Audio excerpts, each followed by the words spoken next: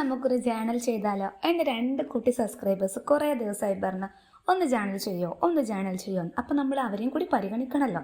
അപ്പോൾ അതുകൊണ്ട് ഞാൻ എന്ത് വിചാരിച്ചു, ഇന്ന് എന്തായാലും ഒരു ചാനൽ ചെയ്യാന്ന്.